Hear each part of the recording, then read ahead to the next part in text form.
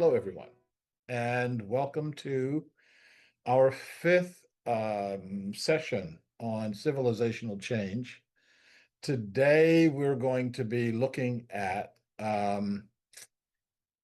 what I called, and I'm sorry, a bit sorry I called it this, what I'm calling deep economics or deep relationships.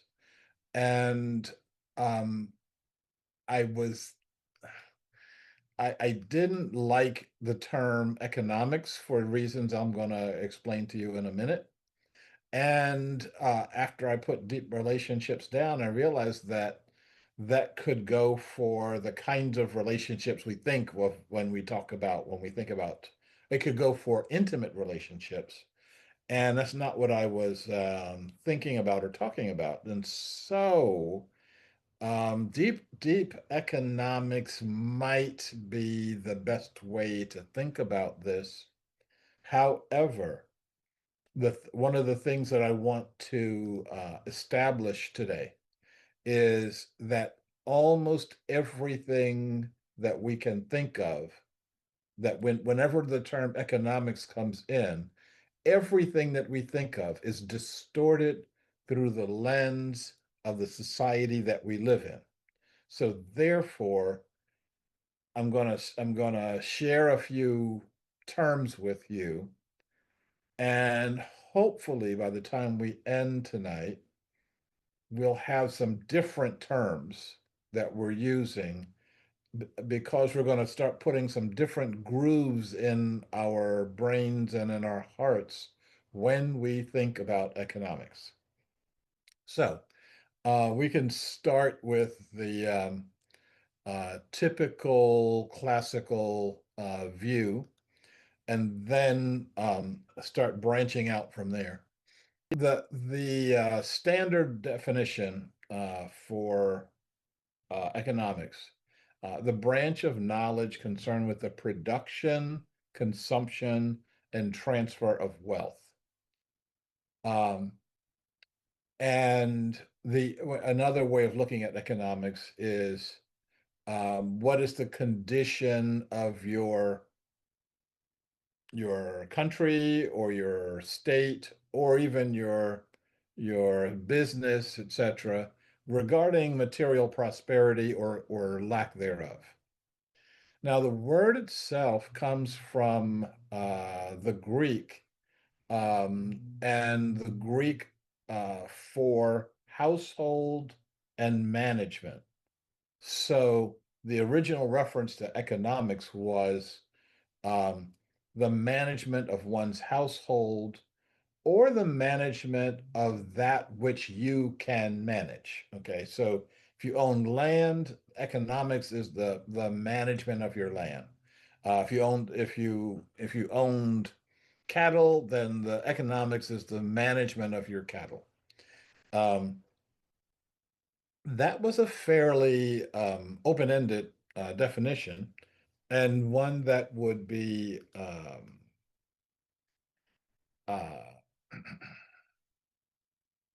one that would be accepted and acceptable uh, in today's society.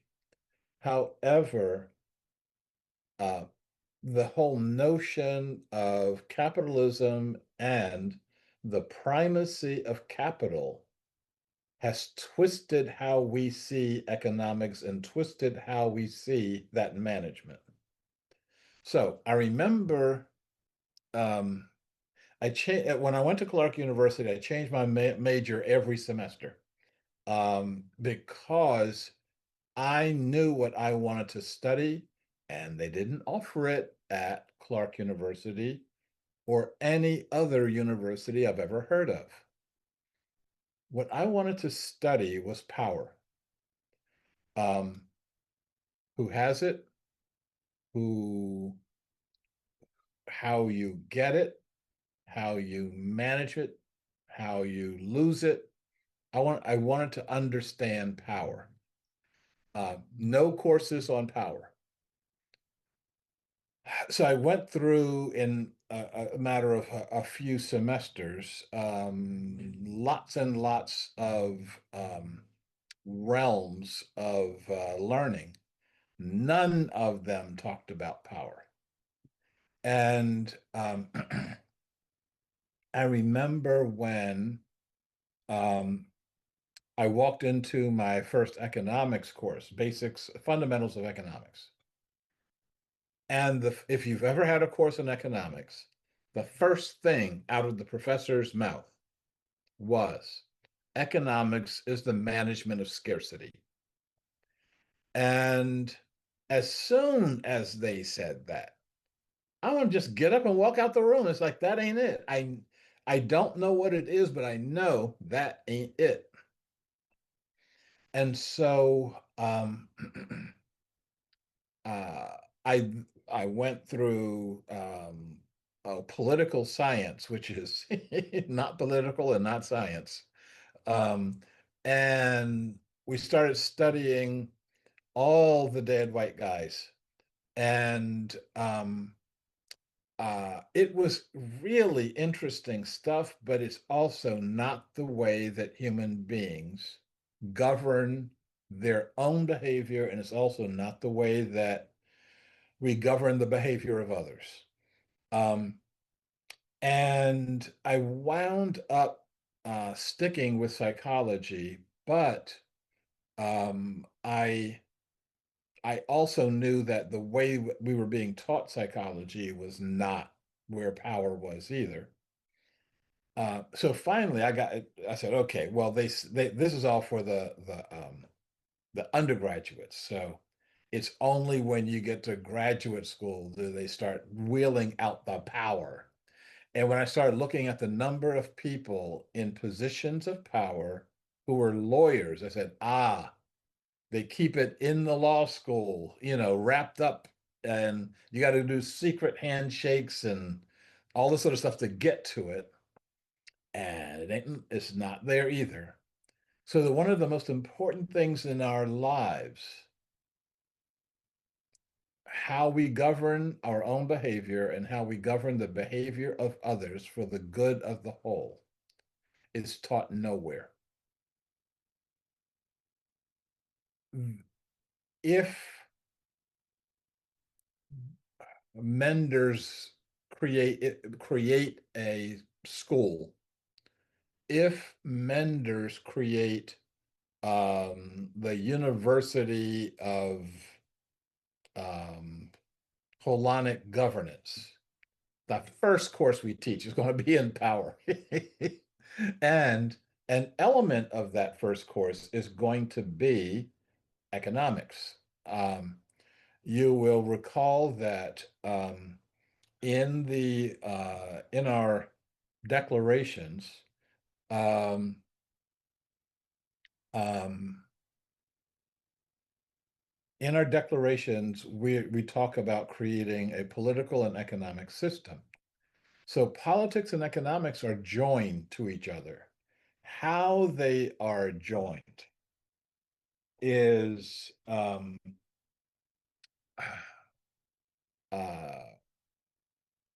how they're joined is subject to various levels of understanding, but they are joined. Um,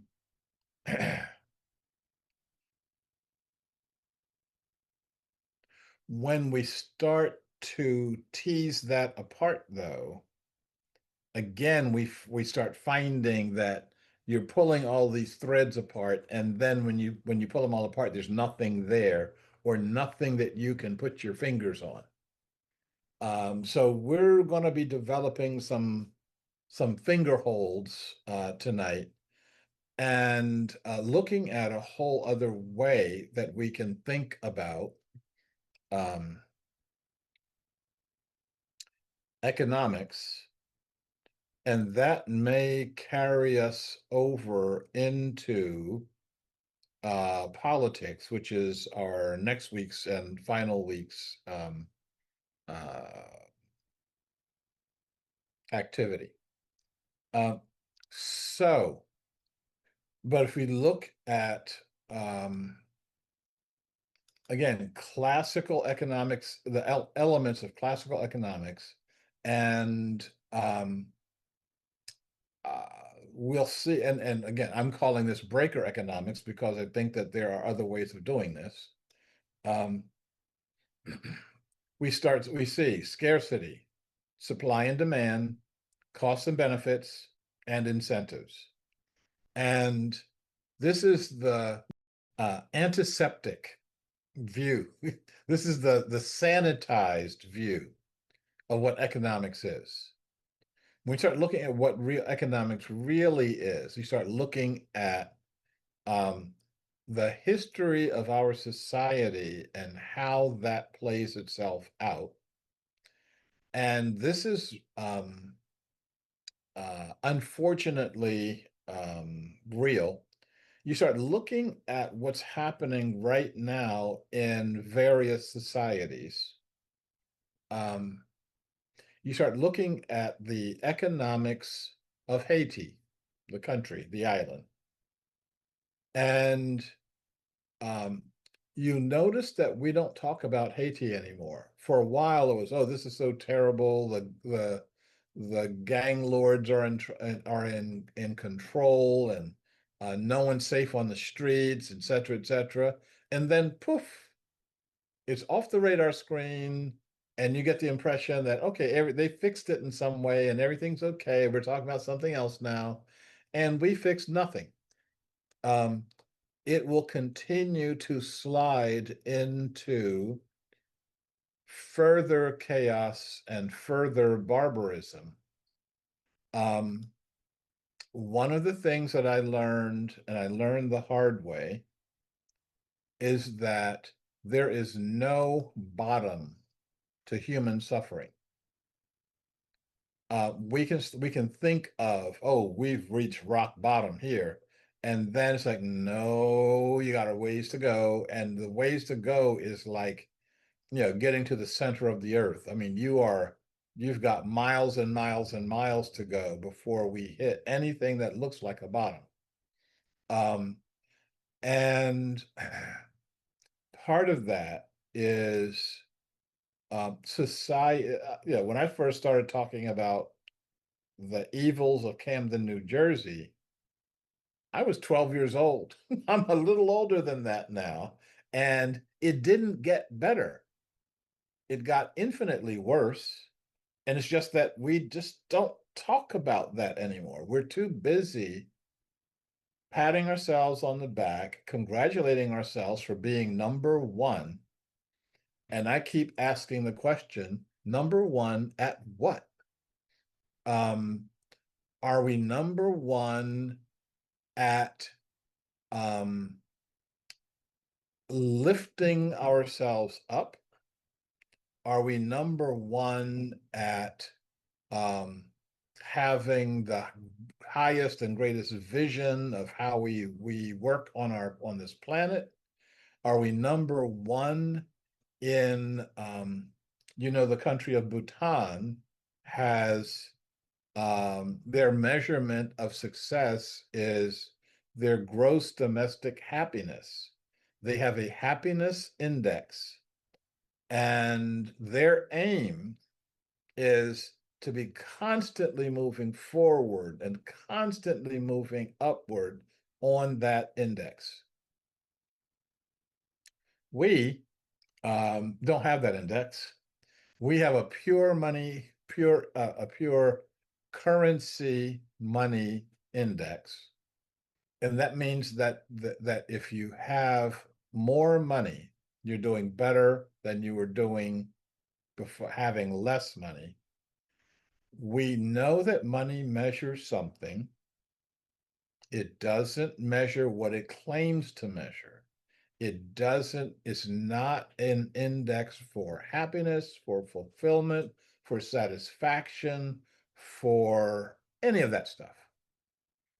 Um, I'm gonna pause on scarcity right now because I'll be coming back to that again and again tonight.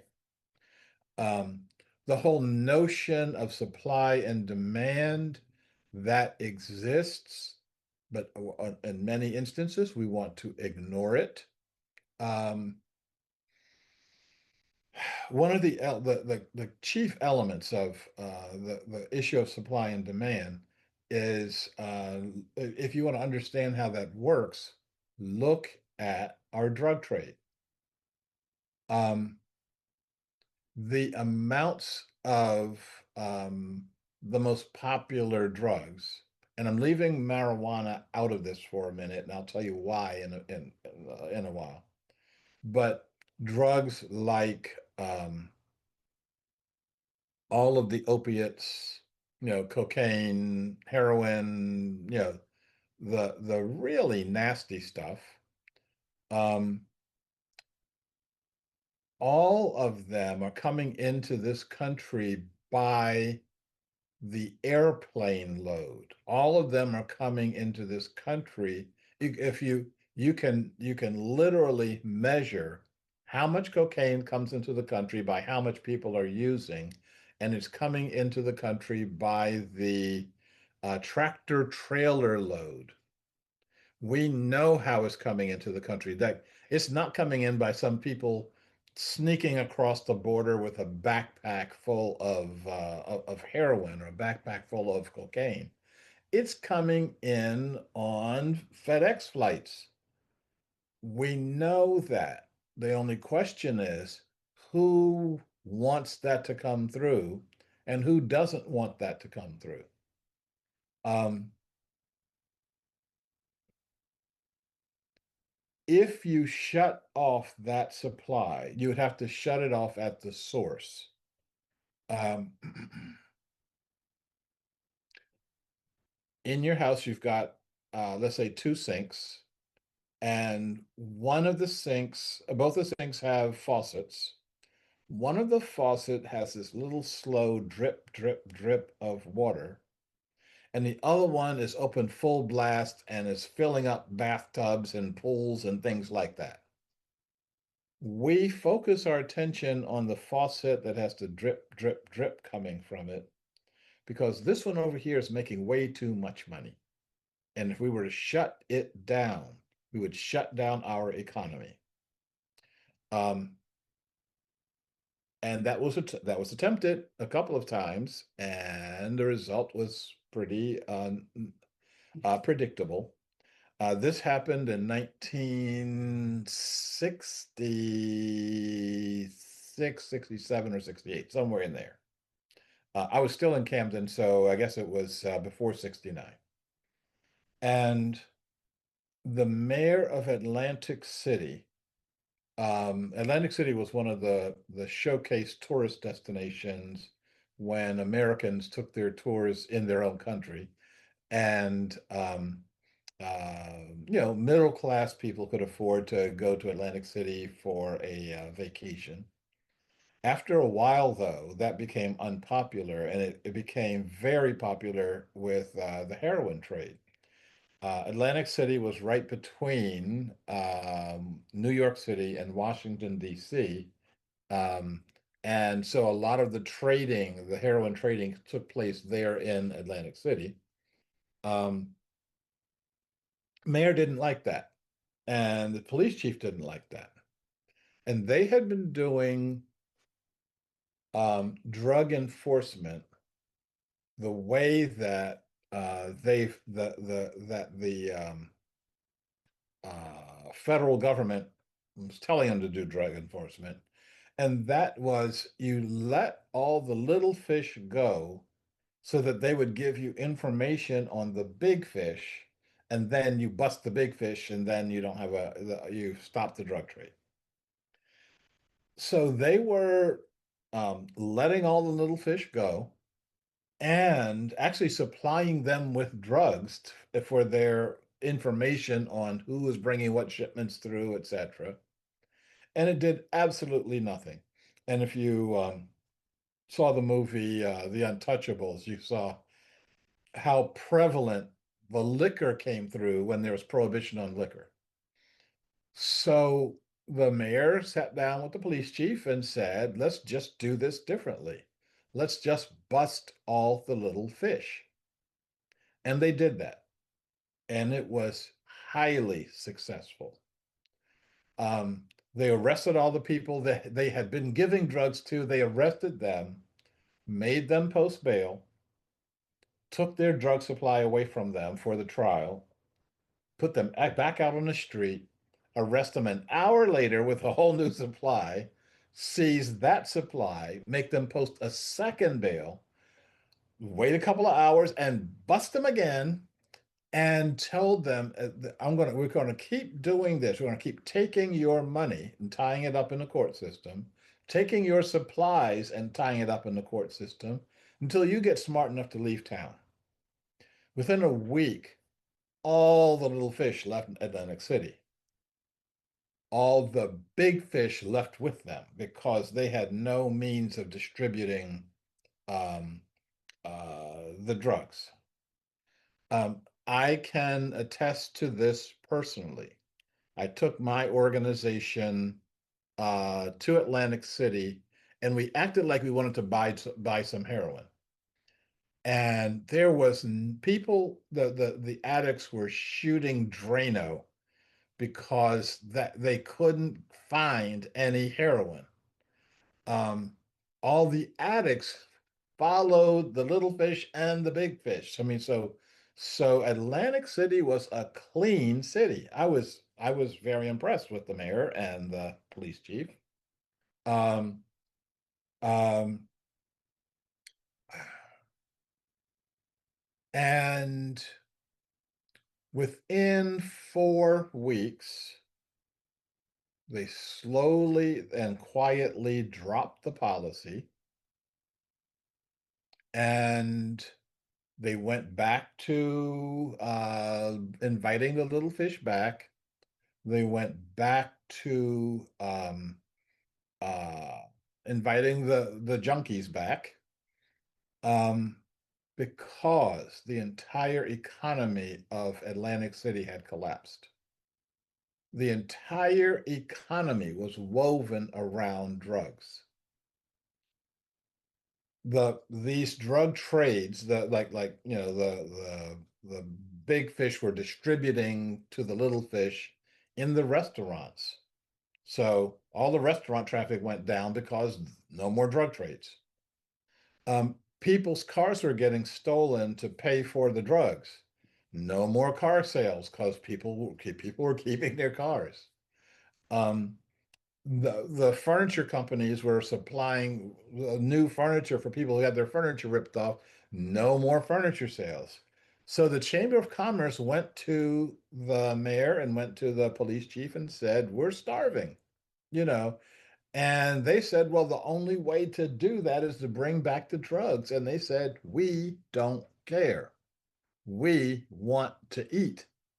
And all these, no one wanted to say we're in favor of drugs, but no one wanted to starve. And so very quietly, they just got rid of the policy and they went back to business as usual. Um, and so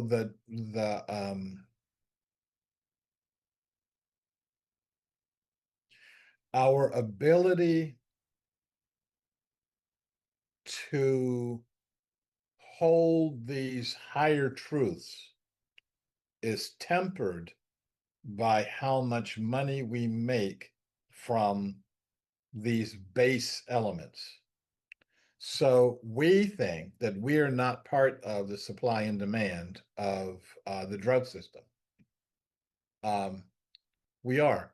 And if we don't like that, um, someone will come forward with clean hands and a pure heart and will not get themselves elected to anything in this system because the system itself is built on this other way of looking at the world, this other way of doing things.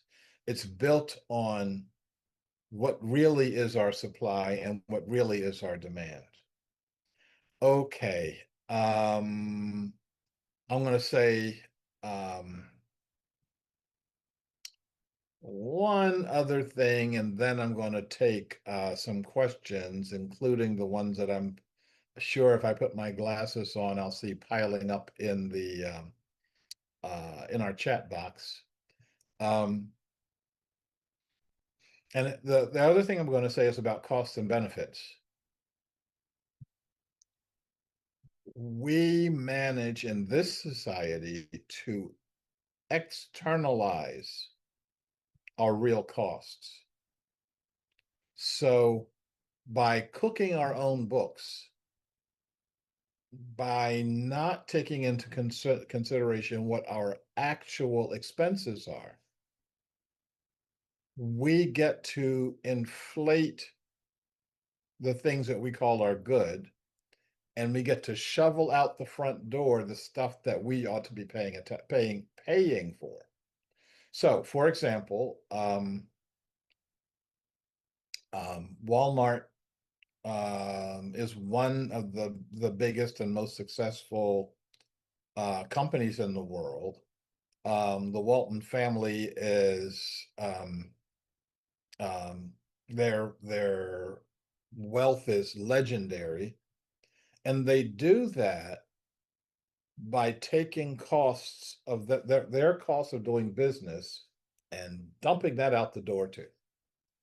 Um, there are laws in place in this country that say once with your full-time workers, you've got to provide some resources to them. You got to provide health care, you got to provide standards of living, you've got to supply safe environments, etc.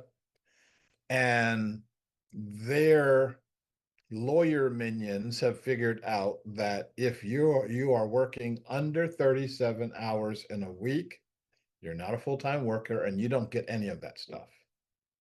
So everybody at Walmart is temporary and part-time, and everybody at Walmart does get health care, but they get that from the government. Well, the Walton family does not have to pay a single nickel for that.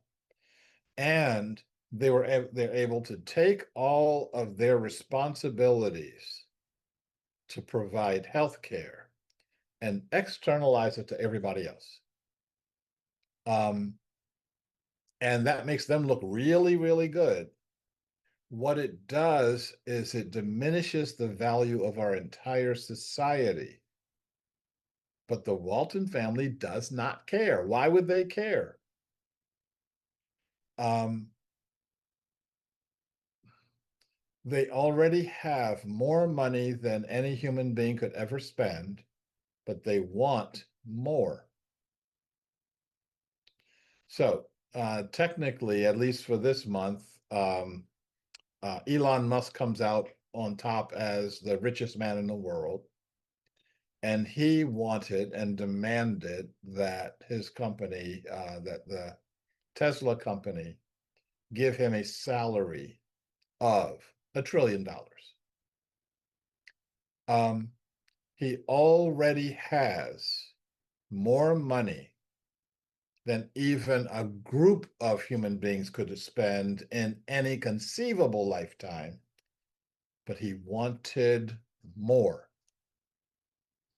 Now, if he had a goal that said, I want to feed every human being on this planet and on Mars, um, um, okay, well, that would cost some money, but you don't need $1 trillion for that. So why does he want the $1 trillion? And what is he trying to, what is the benefit he's trying to get by taking money that should be going out into the system and hoarding it for himself? Um, and since I'm on this, I might as well go ahead and say another word about incentives. Um,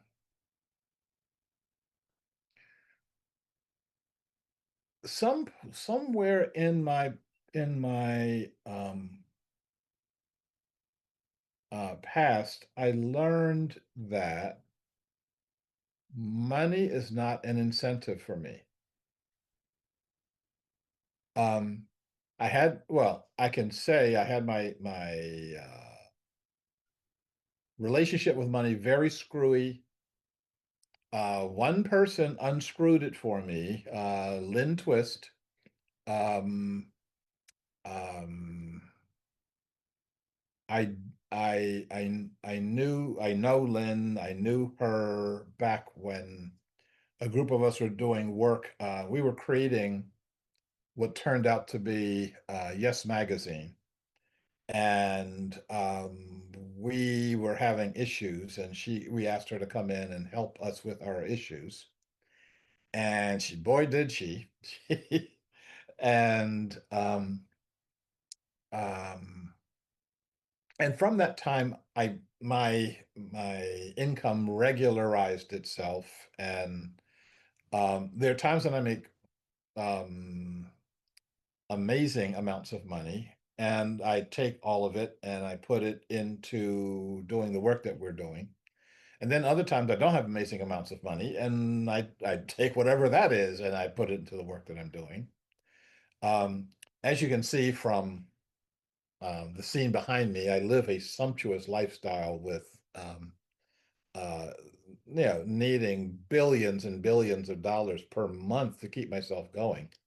Um, but well, one of the things that I learned from doing this work with Lynn, um, that I'm really okay and I enjoy doing what I'm doing.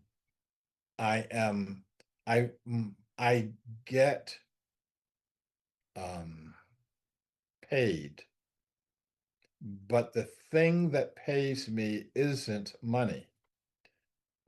Having enough money that allows me to do what I need to do is my goal. And I've hit that goal a lot. I need to hit it again. And my goal is, um, I want to have so much money, enough money, that I don't think about money. If I want to do something, I do it. If I need to put gas in my car, I'm going to have gas money. If I need to see a doctor, I'm going to go to the doctor. Um, and one of the things I enjoy doing, I'll be doing tomorrow, um, is floating. I don't know if you've done a flotation tank before, but uh, I highly recommend it. I haven't done this for years, and unfortunately, and now my income's getting to the point where I can afford to float once in a while. Um, And that's about it. I mean, eat decent food, sleep every once in a while, yeah, watch a movie. What is the incentive to ask someone to work harder? Well, in our society, it's, if if you work harder, I'll give you $5 more an hour. It's like, I don't care.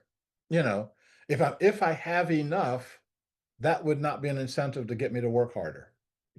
If I don't have enough, then there's something wrong with my system. Getting more is not going to make that difference happen.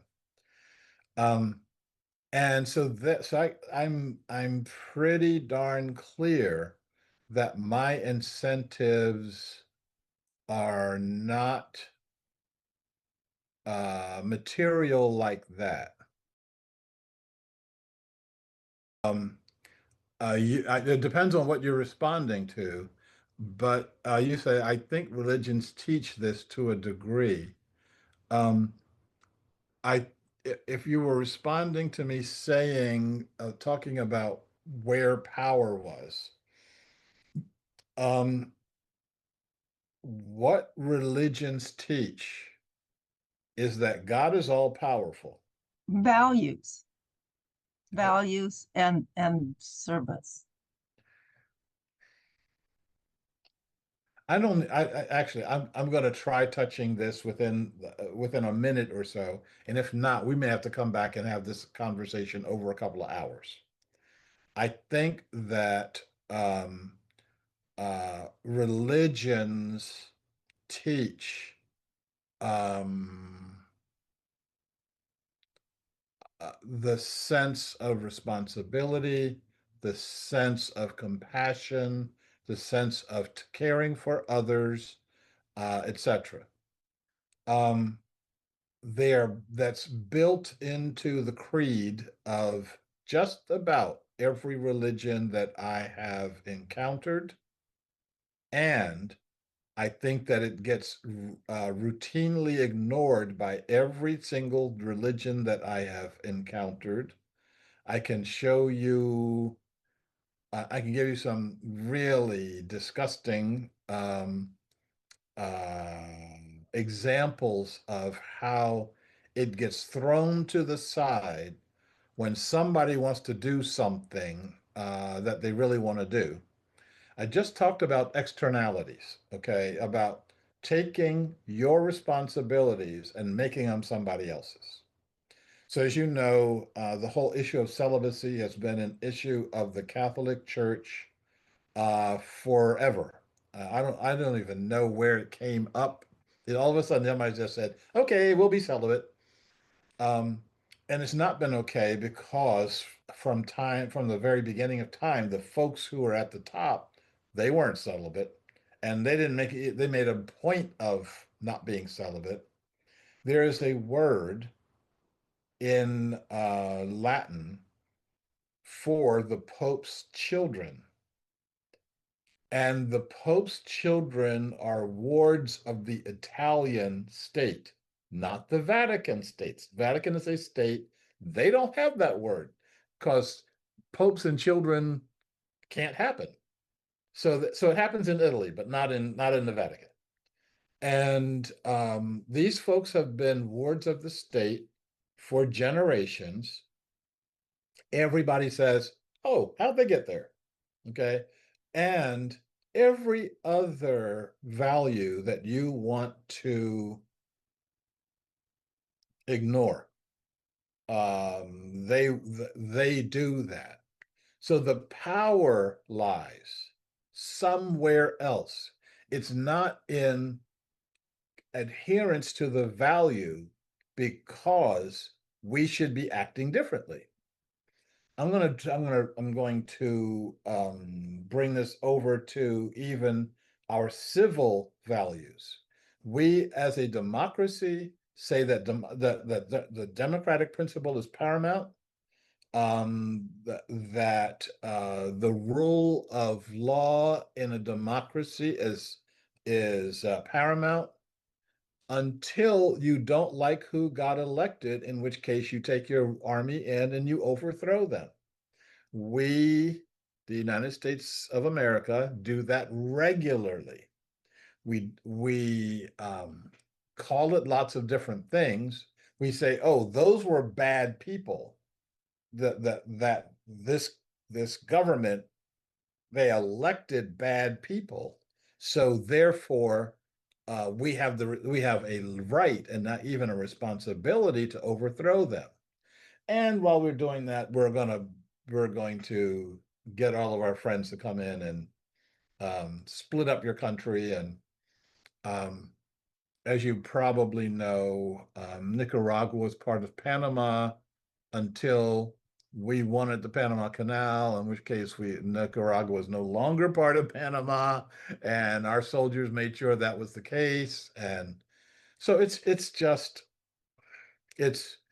there is power in that system, and nobody talks about how you get it, how you manage it, etc.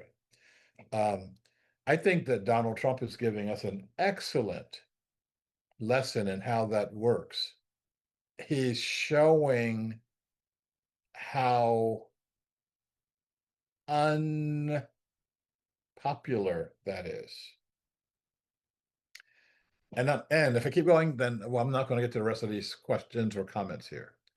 This other person named Esther Wood said, do we have to hit bottom? Does everyone have to, or just the ones who need to learn the lesson? Everyone in a society is going to learn a societal lesson. Those of us who can learn the lesson well enough to separate ourselves from the process will not experience the process. Similarly, in the days when folks were getting wiped out by floods, the way you demonstrate that you're not part of that process is to get in the boat. Um, if you if to the way you demonstrate that you're not part of that process is to start walking away from that society back when societies were so small that you could walk away from them. Um, we will we are leaving the breaker society. How we do that, I don't know right now. See me next week. I may know more. um, um, but uh, tying ourselves to the breaker society is not a one way of not doing it. Um, and how would we tie ourselves to this society any more than we're tied? I was talking to a friend. Um, Actually, I this yeah, um, I'll tell you who it is, but not when I've got recorders going that right here. Uh, but someone who I've worked with, and they're saying because of Trump, their income sources are drying up. And I'm saying, okay, don't wait for them to come back. Get some other income sources because that's showing you where, how this new landscape is being managed. Um, so this third person named Esther Wood, wow, she's she's all over the place here. Says drugs fill a need. If that need is filled with genuine value, addiction would disappear. Um, Number one, yes. Number two, it's how my own addictions disappeared. As I told you, when I was in Camden, we were doing some really excellent work. I mean, like building a whole new society from the bottom up. At the same time, all of us were drug addicted and alcoholic. You know, I was drinking every day and regularly. Um, and I knew there was something wrong. There was something missing here. I couldn't articulate it. No one in my society was talking about it. The drug users were always somebody else.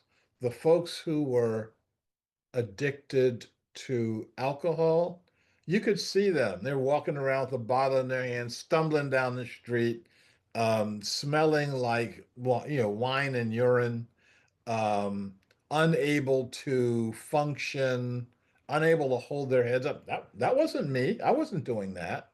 So therefore, I ignored my addiction because I was better off than that guy over there. Once I got to understand that, yes, indeed, I was addicted and I could transfer addictions. Okay, so I could, when alcohol addiction started burning a hole in my stomach and I started peeing blood, which gets your attention. There's nothing like urinating blood that actually like, oh, I think I better do something different here. So so I made I transferred over to drugs because it's better for your stomach.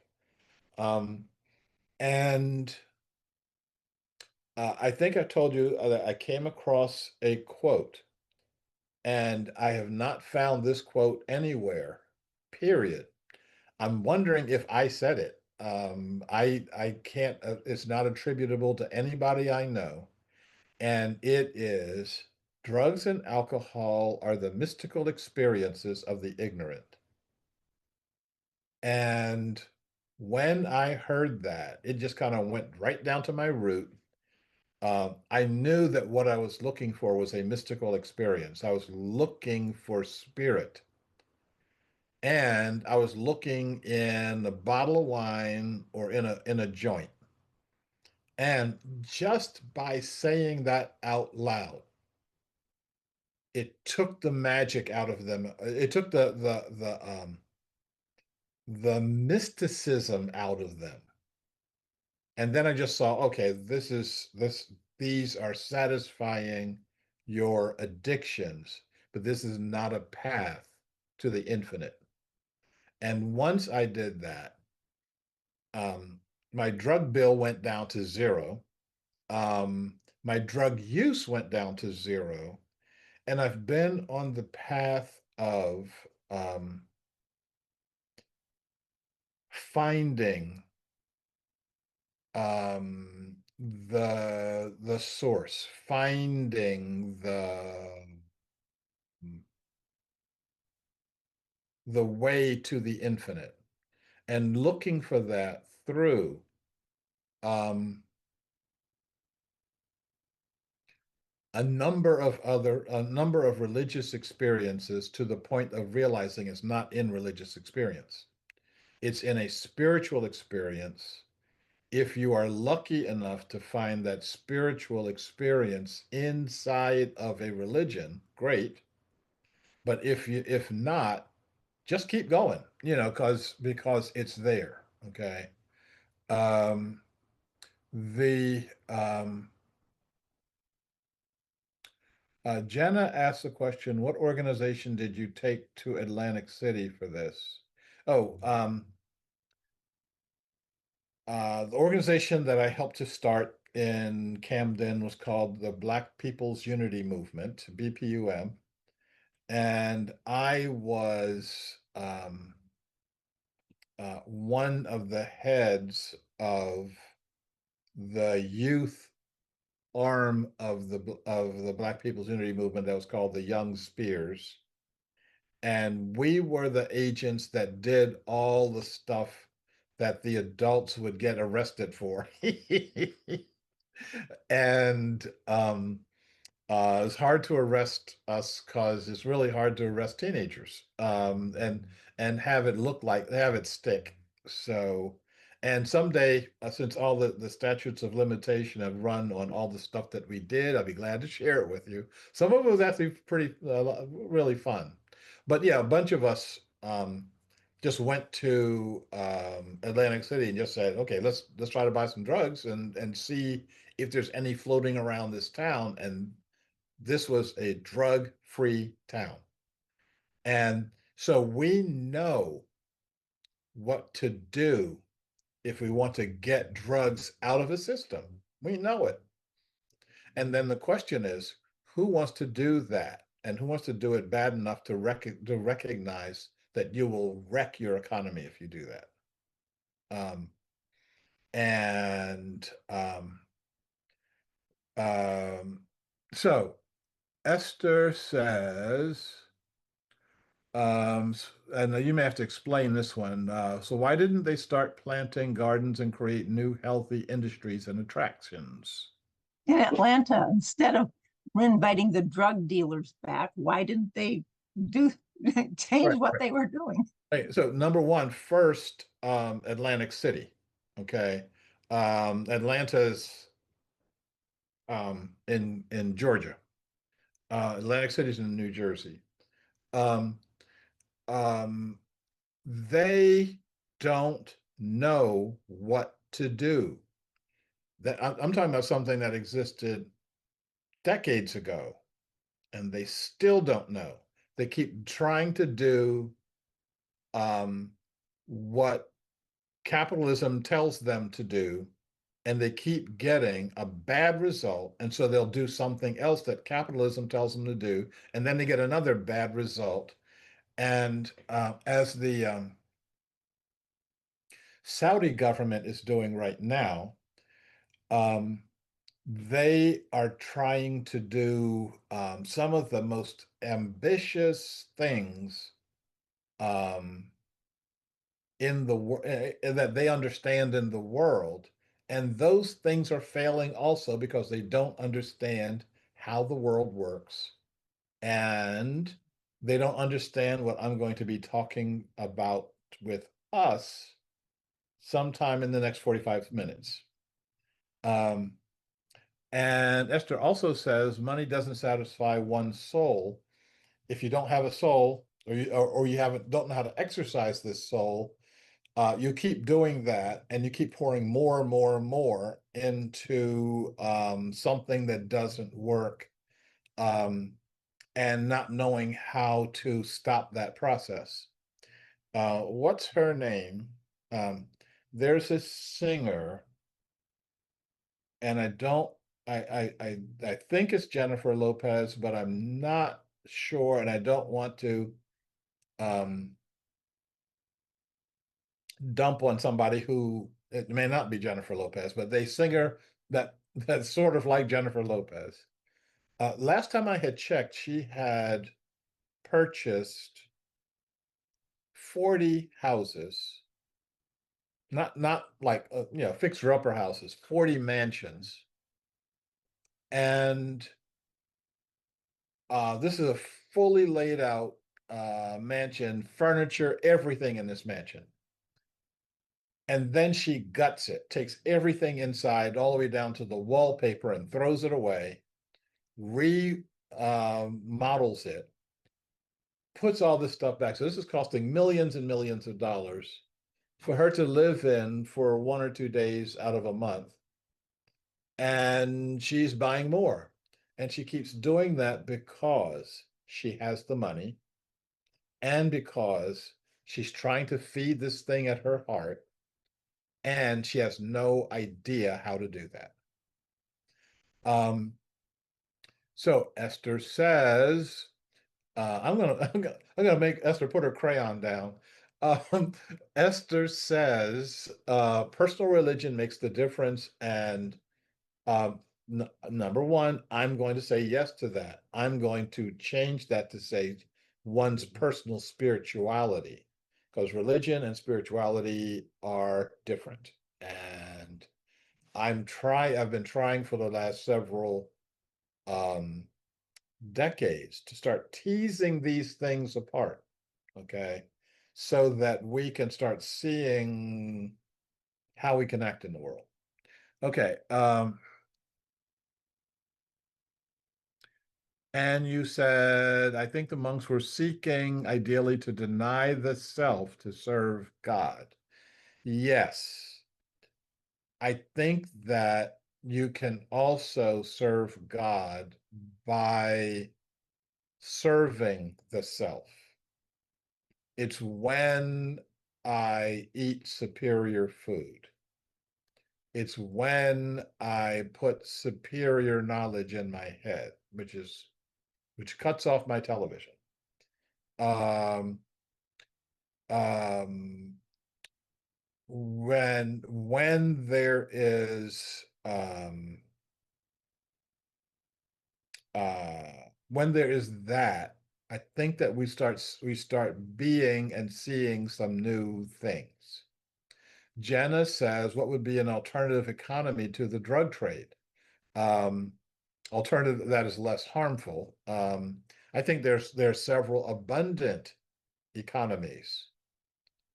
The question, though, is, and this is where what happens in the second hour of this talk is gets important. What is it that feeds us?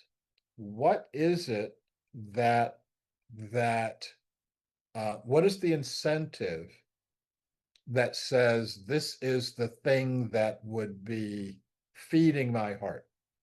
Um, it's there, but you have to ask that as a question. Um, I've worked with the folks at Unity Church for a while, and Unity has seen better days, and it is uh, shrinking memberships, shrinking churches. Um, they've got this amazing 1,200 acre campus right next to their main church. And they've been wanting to do something there for the longest time, but do something. They've wanted to develop it. But as soon as you say do something and develop this, you go back to the classic breaker economic model that I'll talk about in 5 minutes. And and when you do that, you put something in operation that will fail. We know it will fail.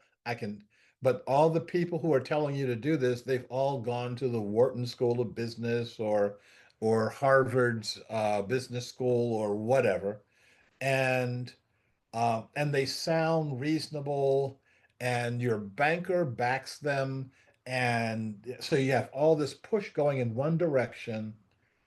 Um, we, meaning those of us who are doing this holonic thing, will be pushing in a different direction, and um, we've got things that we can do. Um, I'm going to take this last comment and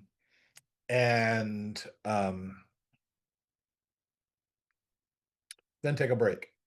And Jenna says, perhaps Bezos's ex-wife satisfies her soul by means of how greatly she donates her money.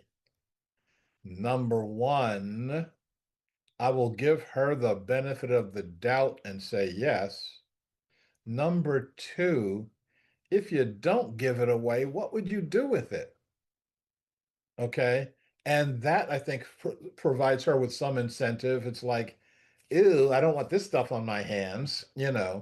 Um, um, and um, if Bezos, if the big Bezos, if Jeff Bezos had any inkling of something happening in his heart, he'd be out there doing this. What's his name? Ted Turner, multi-billionaire, um, gave $10 billion to the United Nations. And when he gave it, he said something that everybody acted like he'd never said. He said, I've always been competitive and I want to be the best at everything that I've tried to do.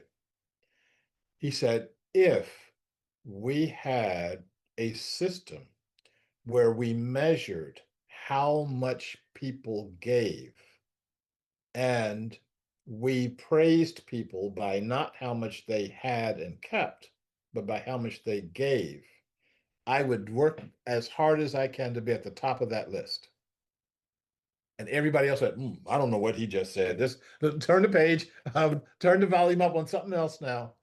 And and I think that he was right. I mean, so you have Ted Turner, who had a whole lot more billions than my favorite billionaire, my personal favorite billionaire, James Rouse. But Rouse said the same thing. He's like, I got more, I have more than I could ever use. Um, he said to me, he said, the 8 billion that I've got, I think that's enough, you know. And he said, I want to give the rest of it away. Um, what's his face in Nebraska? Good old what's his face? Berkshire Hathaway dude. Um, just retired recently. Um, anyway, he just said, I mean, he's like, look, the third or fourth richest man in the world. He just said, I want to give away 99% of my wealth. He's going to spend the rest, after he retires, going to spend the rest of his life giving it away. Um, great. Now we need to institutionalize that in such a way that we're not just giving it to another generation who has the desire to build, to not have a boat. I'm not boat inclined, but I like being on a boat once in a while. So you want to have a boat? Okay. You want to have a really big boat? Okay. But having the ego need to say, I've got the biggest um, boat ever made on Earth, um, is saying something you don't need to have said. Okay. And if that's what you say, I want in my heart, then you need a heart transplant. You need to get your heart together. You know, we need to see as a society that um, that there's something wrong with this. And Jenna, I am not going to say that's ego. There is some, I mean, this is like the person who um, wants to torture people, okay? And there have been those people in the world. And um, what we need to do is say, no, torturing is bad. Accumulating resources beyond any known need is bad. Um, um, the so Angie, you said um, many indigenous cultures measure wealth by how much they give away. Um, yes, it's called the potlatch. And the potlatch is the you determine the wealthiest people of the society by how much they give away. Now, in a society that doesn't have money, that's how many horses you can give away, how many blankets you can give away, how many beads you can give away, and people can um, bankrupt themselves, impoverish themselves, and that they're then seen as the folks at the top of the society, and everybody applauds them. And the next year, then you have the potlatch. They are the recipients of what you're giving away, and so this just gets transferred over and over again. It stimulates the local economy. And when the Westerners came, they declared it illegal, punishable by death. So you knew it was really important. And you knew that it was getting to something. What it was doing was strengthening the society um uh not the expense, yeah, at the expense of these individuals in the society. Okay, folks, I am going to call my 5 minute break here.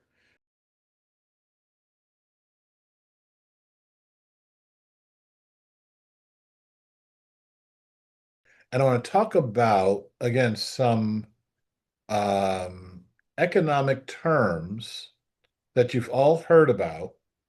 And I want us to think about this stuff differently. Okay.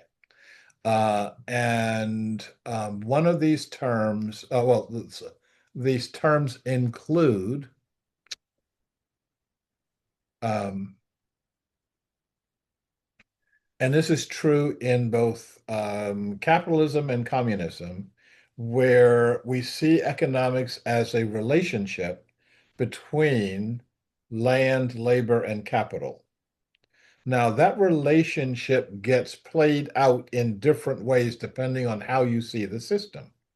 So, in capitalism, capital is the most important thing in the system. Next comes land, and by land, we mean the means of production. In an agrarian society, the means of production is having land, growing stuff on it. In an industrial society, it means having the plant or the factory that wealth comes out of. And then the final thing is the labor, the hands that will do the work. Now, communism turns that on its head. Um, where the workers are seen as paramount. Land is, oh, the means of production is also important, but capital is less important, and capital is generally seized by the state for the benefit of the workers. Now, I grew up in the capitalist system. I was enamored of the communist system for the longest time because it put capital and human beings in the right order. Human beings are living. Capital is not only just a thing, but it's a fiction. So to kind of like put things in the right perspective. However, both of these are wrong. And there's another way of looking at all of this. So let's try looking at it a different way. Um, do we that well, if you didn't read the book Ishmael, you should read it. If you did read the book Ishmael, you should read it again. If you did read it again, you should read some of Daniel Quinn's other stuff. And I find it interesting that I've been a Daniel Quinn supporter more than he's been a supporter of the Commonway perspective. He's one of the three people that I know that told me to my face that he hated my book. Um, and I always found that to be interesting.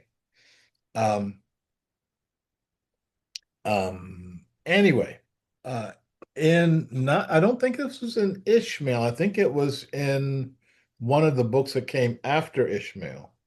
But he had a thought experiment in the book. He said, imagine a a mouse cage with infinite walls, so that the walls can expand to house an infinite number of mice. And you start out with two mice, and we know how they multiply. Um, every day you put in enough food for 10 mice. At the end of a year, how many mice do you think will be in the cage? And the answer is somewhere around 10. Now, there may be a surge of mice, and then there'll be a die-off because the only thing you're putting in that cage is enough food for 10. That food may not be evenly distributed, but you'll have somewhere around 10 mice. So now expand the borders of the cage and put in enough food for 100 mice. Every day you put in enough food for 100 mice. At the end of a couple of years, how many mice do you think will be in the cage?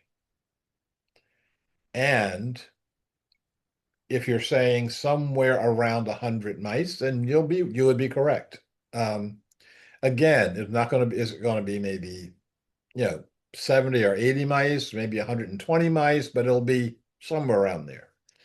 And the food won't be necessarily evenly distributed. Some mice may be starving, other mice will be really healthy, but there'll be somewhere like 100 mice in there. The third experiment, put an infinite amount of food in that cage every single day. At the end of a couple of years, how many mice do you think are going to be in that cage? And the numbers would just simply be staggering. And again, I mean, there could be billions of mice in that cage. Um, they could be walled off in ways that these mice over here are starving, these mice over here are plenty, these mice are actually eating these mice over here. But the bottom line is, and what Quinn was saying is, that's what we've been doing in industrial society. We've been saying there is there is not only enough for all, there's an overwhelming enough for all. And that's why our human population has expanded beyond all anything that the world has known before. Um, how many times have we doubled our income I mean, doubled our population in my lifetime? And how many times will we do that before we realize this is not a good idea? And so what um, what Quinn was saying is that there needs to be controls on all of that. And we need to be bringing the um, how do we rein in runaway production, which is what we've got. We just keep producing more and more and more food, more and more stuff. Local, um, uh, locally, it's not evenly distributed, but the number of buildings in any society that are empty, and we just keep building more buildings. The number of the food that gets wasted. I mean, like not, I mean, consciously wasted. The farmers that pour their milk into the river, the burn the wheat or throw the wheat away. Um, we don't understand how things work, and we keep trying to work it, keep trying to make it work a particular way. Um, you may not have known this. Um, if I say the word De Beers, some of you are going to know that it's about diamonds. And the De Beers was that family goes way back in South African history, and you may not know that they that at one point in time De Beers found a river in South Africa, and the river's banks, instead of the banks of the river being made of sand or clay, the banks of the river were made with diamonds. Um, for a couple of miles of this river, the banks, not a dusting. Ouch! Something's going on with my elbow here. I'm falling apart. Okay, just let me fall apart. Um, so this is not funny. Let me sit still. So, the banks of the river were not just dusted or coated with diamond. It went down a few feet. And what do you do when you find mile after mile of diamonds going down a few feet? The river of diamonds. Well, if your name is De Beers, what you do is you set up furnaces and you start burning them. And he burned all of them. It took years to shovel, tons and tons of diamonds into his the this furnace. Diamonds are made of carbon, and which means they burn, and he didn't even do anything with the heat that he was burning. Just made sure you burn every single one of them, because what's the thing that we said in the beginning, supply and demand. He had way too much supply. Instead of looking at a river of diamonds as being the wealth of our entire planet, and just having there should have been pilgrimage coming to this place just to look at it, just to what it would feel like to be in the presence of it. Um, and you could have everybody take a little diamond home and you wouldn't exhaust the supply. But instead of doing that, you burn them. Okay. And that guarantees that you've got uh, a monopoly on the supply and screw everything else. So the economics of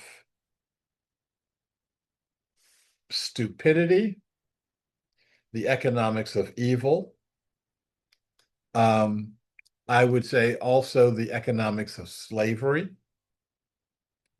Um, if your goal, oops, if your goal is to maximize your profits, and your profits are only seen in terms of dollars, then that's what you do.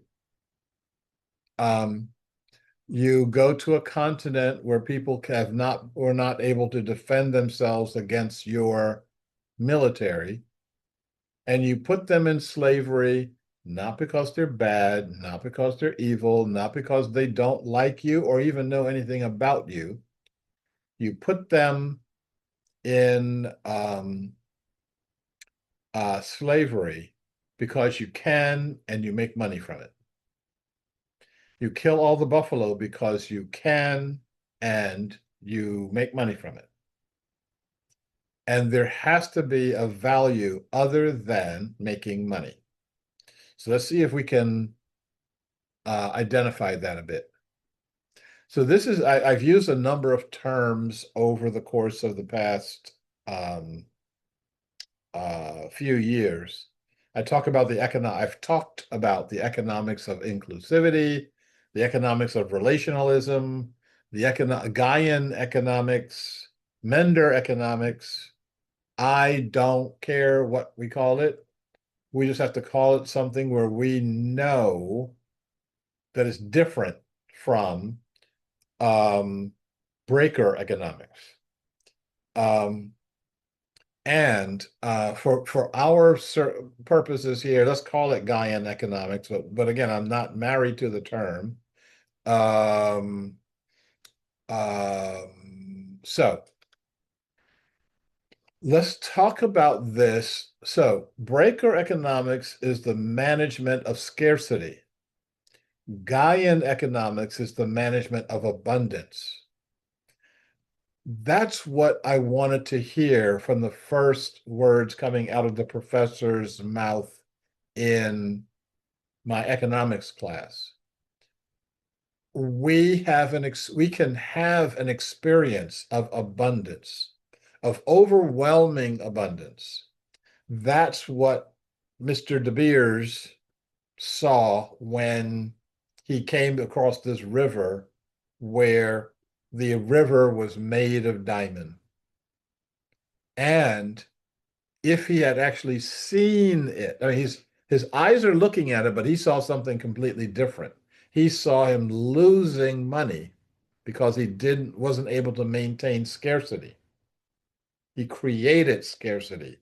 The idea of diamonds being scarce was a construct of De Beers. We are going to do that differently. The abundance does not come from me. The abundance does not come from you.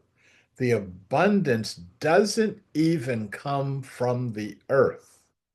The abundance comes from the divine and comes down through us, through the sun. The sun shines and creates life, and we eat it. And I'm pointing to my coffee mug. We drink it. Um, we have a relationship to that, and we manage the source. We get to promote the source. We get to constrict the source.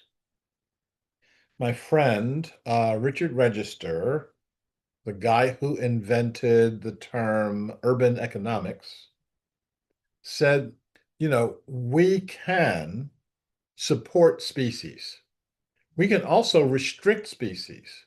We just don't have a right to eliminate species. If we are restricting species, we should have a reason for doing so. Um, think mosquitoes. Okay.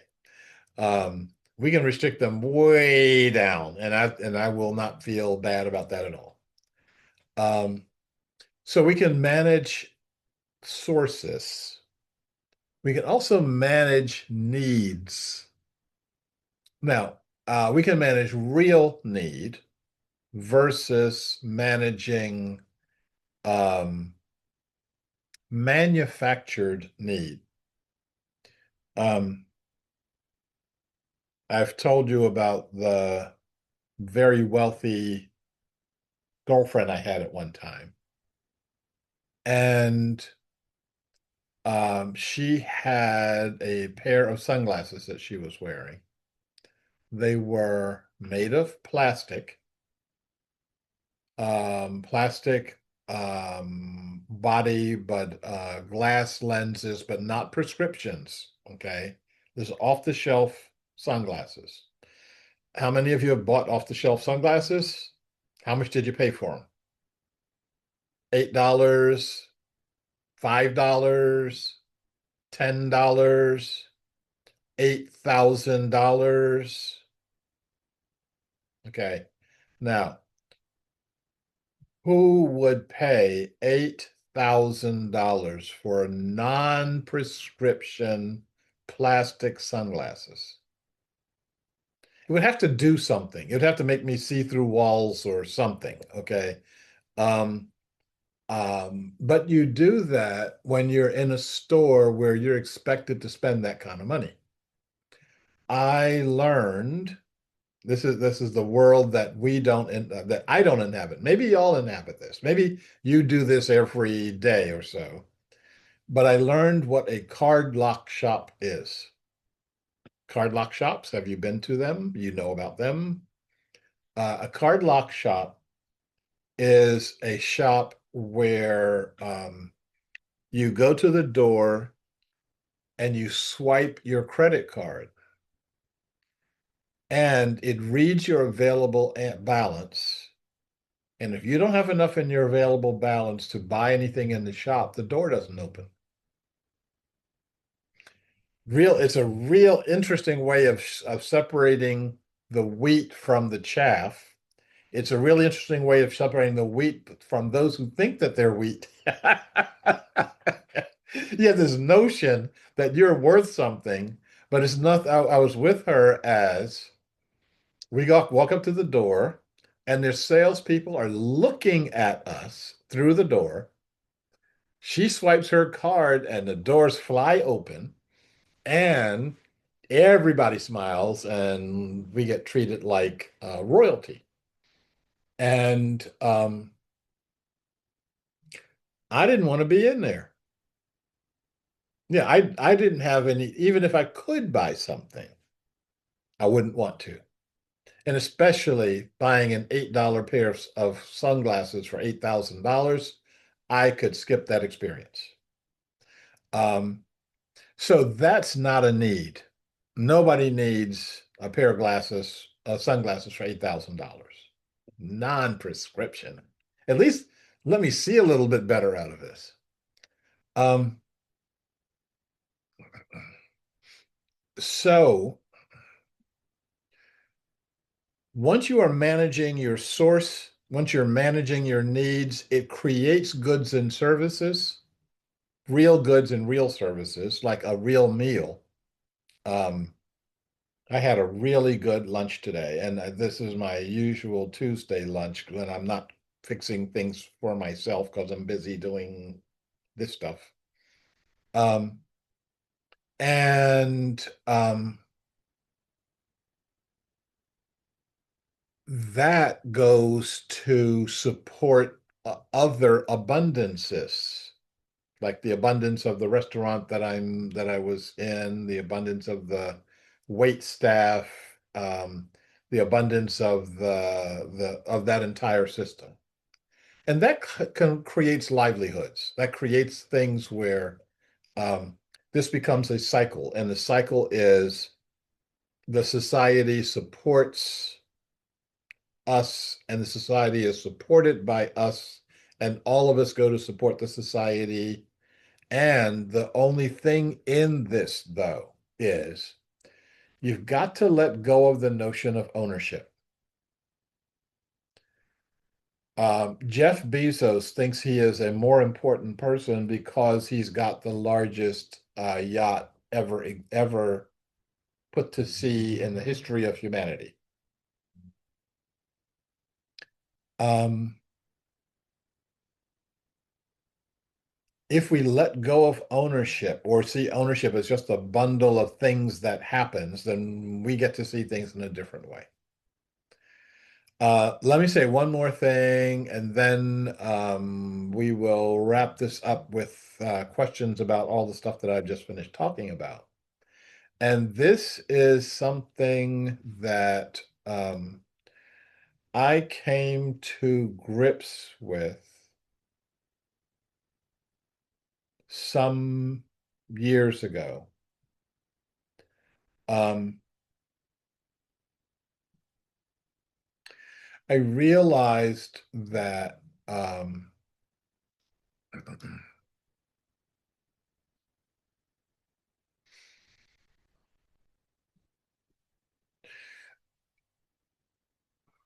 I did a thought project um, using my mother as an example.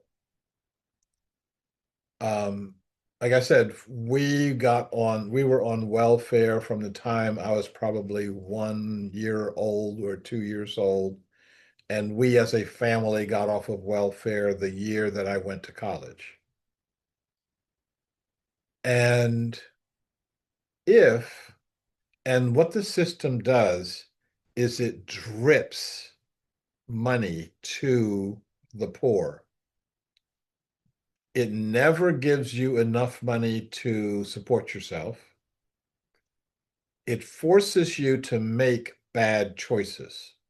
So my mother made some amazingly bad choices, but all of those choices were predicated by the fact that the system gives you enough money to feed yourself, but not to live in a house, or enough money to live in a house, but not to feed yourself.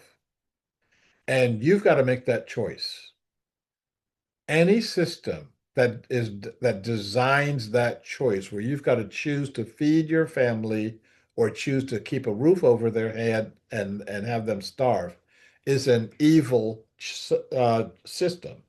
It forces an evil choice. It doesn't matter what she does, she's going to fail because the choice itself is a bad choice.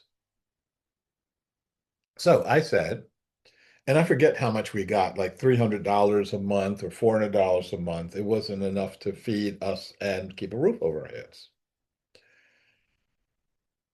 But they did that over the course of 18 years. What if they had taken all that money? And I figured it out at some point in time. Take all the money and call it a loan, provide it to her. She can spend it on this spectrum of things and cannot spend it on that spectrum of things. And calling it a loan means you should take that money and do something for you to make the money back. What would happen? Well, I could tell you that 80 to 90% of the people in that system would spend the money in such a way that they would make money and never, ever look back at poverty. My mother would have bought a sewing machine. That's all she needed was a sewing machine. She was a pretty good tailor, and she could make money with the sewing machine. Um, and the people in the system would encourage her, you should take some courses that we'll pay for in sewing and how to manage your business, how to leverage additional capital when it's time to expand. I mean, like there's all this stuff that she could do. But um, um, that's not their job. Their job was to keep her in poverty. All the things that they said that were going to break her free of poverty was just make believe that they made up. Um, the uh,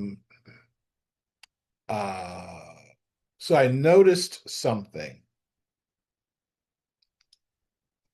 I noticed that um, if we look at how society really works, there is this green sphere, and we can call the green sphere enough. Now, my enough is different from your enough. It may be bigger than your enough. It may be not as big as your enough. But somewhere there is enough. I'm willing to bet us that we all have cars. I'm willing to bet us that no one has a Rolls Royce. Is that reasonable? Yes? No? Um, Angie, are you holding out on us?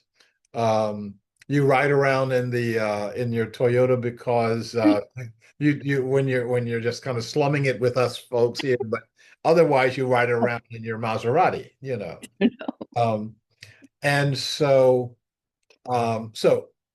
a Toyota or a Ford or whatever you've got is enough. Um, there are two other amounts of resources. The red dot at the bottom is when you don't have enough. And at that point, you make bad decisions. The red dot at the top is when you have too much. Let's call it extra enough. And when you have too much, you make bad decisions. It's just that you can cover your bad decisions with um, a layering of financial advisors, a layering of lawyers, a layering of lots of other folks who cover your butt when you make the bad decisions. So I was um,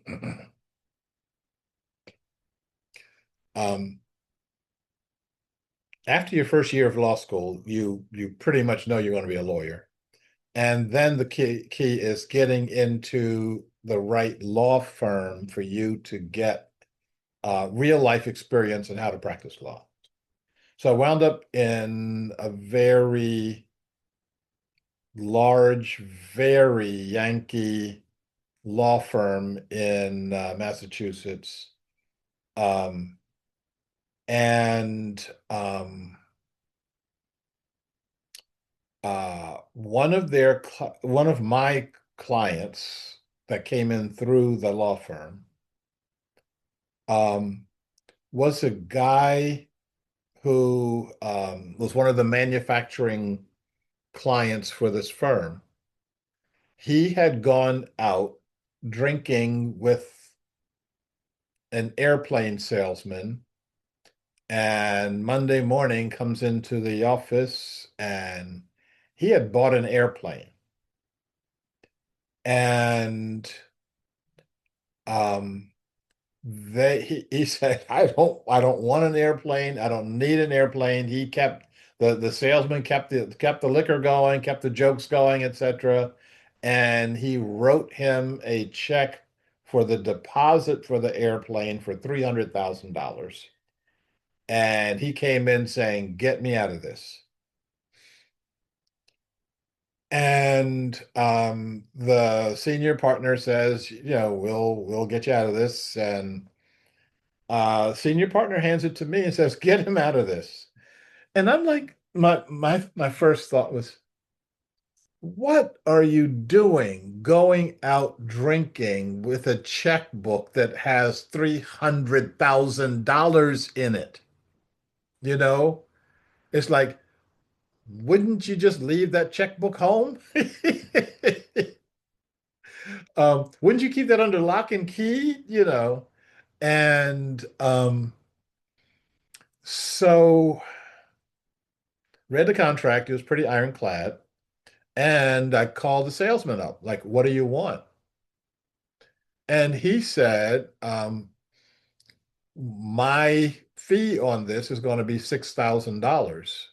So you give me $6,000 and I'll tear the contract up." Sold that to the senior partner, and he said, "Okay, it's a deal." And um, he then told the client, "Well, we worked really hard on this one, so it's going to cost you $12,000." And the client says, "Okay, that sounds a lot better than $300,000." And that's how the system works.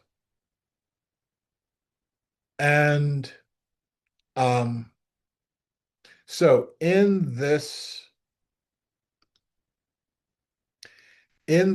model, almost all of the things that you see happening in the news is this top um, red zone where people have too much money and they make really bad decisions.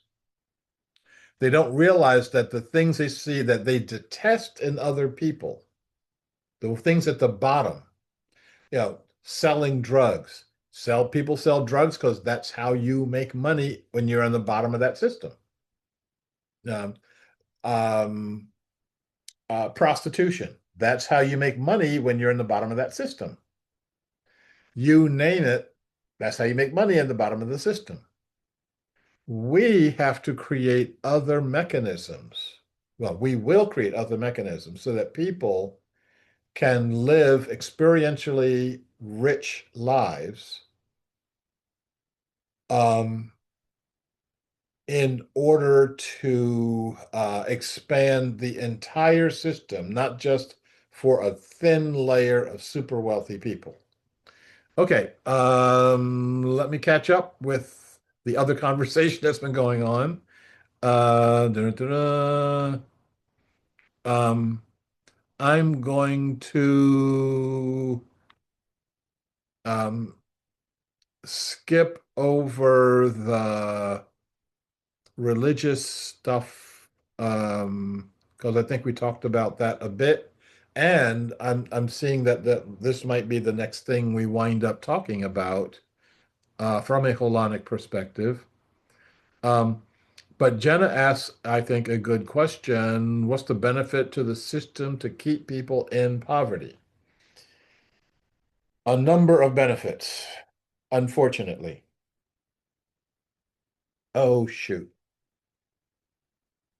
Okay, and one more. Okay, I got one more factor, and then we're done for the night. But what's this? What keeps this the benefit to keep this people in poverty? Um, the benefit is one of the benefits are one of the benefits is that I get to feel superior to you. I get to feel um, justified. I get to feel good. I get to feel, when I do wind up giving something, I get to feel magnanimous to you poor people down there.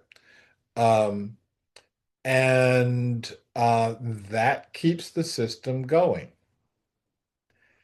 Do we want to have a system where all of us share and share alike? Um, if I get my thrills by being feeling like I'm better than other people, No, I don't want that system to exist at all. And um, if you look at the selling points that uh, Donald Trump uses to justify his roundup of immigrants, is that they are immoral, they're murderous, they bring all the immigrants are the ones that bring all the drugs into our society.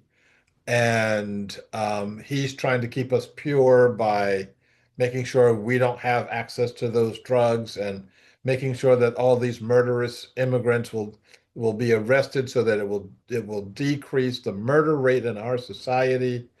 And for those who want to believe that story, he's providing the the evidence for all that.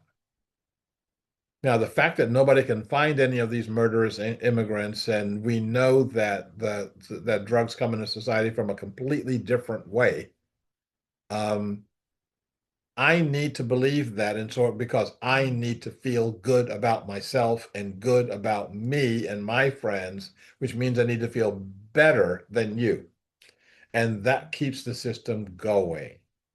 Um, yeah, what happens if you um, give people enough resources? Um, Nothing bad. Oh, that's going to make people lazy. Well, how lazy do you get when you can't find a job and you're sitting around watching TV all day? Um, okay, I am going to say one last thing and then see if there are any other questions, and then fold up the tent for the night. I'm in a tent, by the way. And this is one other thought. This is a thought piece by Daniel Quinn. Um, and he called what I call the holonic consciousness revolution, or the inclusivity revolution, or the Mender revolution. He called it um, the new tribal system. He said that we're going to go back to our tribal roots.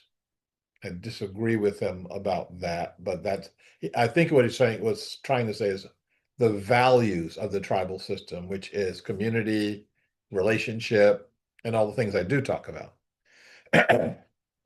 So he said that it's going to have a number of elements to it.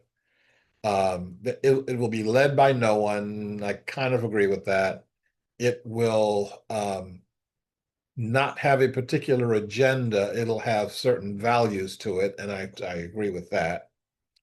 But one of the things he said really bothered, well, I didn't know what he meant by it. And then he had the audacity to go and die on me without me asking him. Um, People just don't know how to behave anymore. Um, but he said, um, the revolutionaries will be paid in the coin of the realm. And I said, huh? Um, that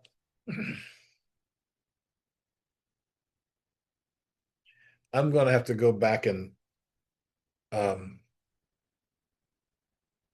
find the number of places where my elbow caused me to jump out of my skin here. Um, um,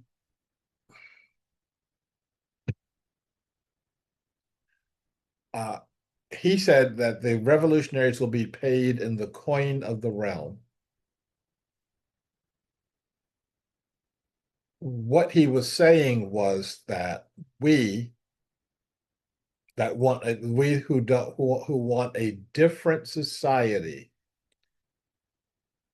don't won't be paid the way that um, others have been paid in our world. Um,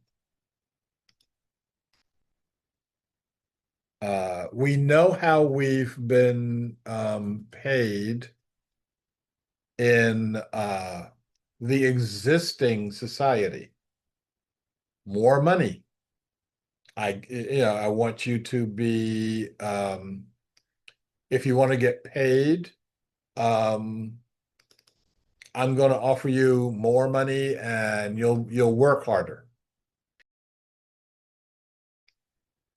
But I'm not going to work harder if I get more money.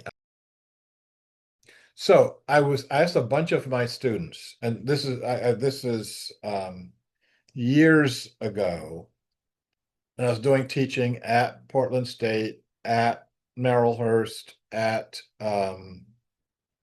uh, American University on the East Coast, etc.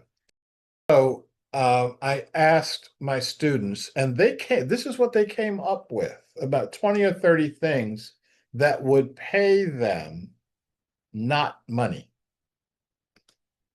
Quality of life, a sense of aliveness, a sense of meaning in their lives, identity, personal development, enjoyment in their lives.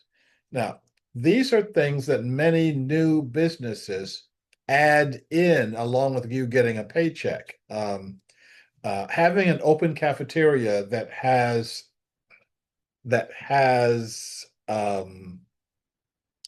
uh, a chef providing foods. It's over and the top what you need, and it gets you. It's something that pays you uh, more community, greater security, being coherent with your values. Things like abundance, juiciness. And when I asked the question, "What do you mean by juiciness?" and they said, "You know it when you get it." Um, Creativity, a sense of you giving. Um, and the one that came up the most frequently, greater time, having more time. And I said, time to do what? And they said, whatever I want. I now have the time to do this. Relationship, transcendence, attractiveness, authenticity, and even love. Um, if you are in a healthy relationship um, with your business, with your community, etc., you're getting this stuff out of it. And if you're not getting it out of it, then you need to keep working.